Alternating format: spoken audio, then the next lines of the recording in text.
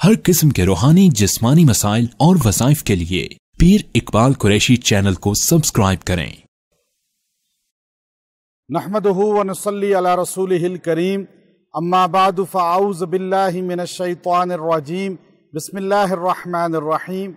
हम इस वक्त उस जगह पर मौजूद हैं, तबूक की वो जगह जिसे मस्जिद रसूल कहा जाता है। नबी सल्लल्लाहु अलैहि वसल्लम जब ग़ज़वा तबूक में तशरीफ़ लाए तो आप सल्लल्लाहु अलैहि वसल्लम ने इस मकाम पर ख़ुद मस्जिद की बुनियाद रखी और आप अलैहिस्सलाम के साथ 30,000 सहाबा थे।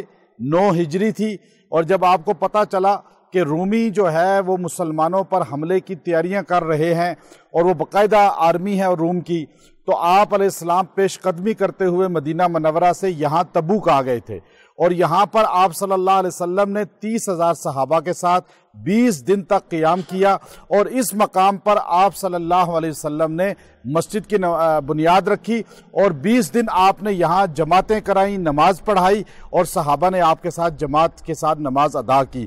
ये वो मुक़द्दस जगह है जिसको उमर बिन अब्दुल अजीज़ रहमतुल्लाह अलैह ने फिर तामीर किया और असर वो तामीर हुई और उसके बाद यहाँ मस्जिद की बुनियाद रखी। उमर रज़ी अल्लाह तआला अन्हु भी यहाँ ख़ुद तशरीफ़ लाते थे और मस्जिद की बुनियाद रखते थे और ये जगह जो है, इस जगह पर आकर हमने आज जुमा की नमाज इंशाअल्लाह अदा करनी है। जब भी आप मस्जिद के सामने से गुजरें तो ज़रूर तीसरा कलमा पढ़ें। जो आदमी मस्जिद के पास से गुजरते हुए तीसरा कलमा की तिलावत करता रहता है, अल्लाह तबारक व तआला उसके ईमान को क़यामत तक जो है नस्लों में जारी और सारी फरमाते हैं और उसे ईमान से महरूमी नहीं होती।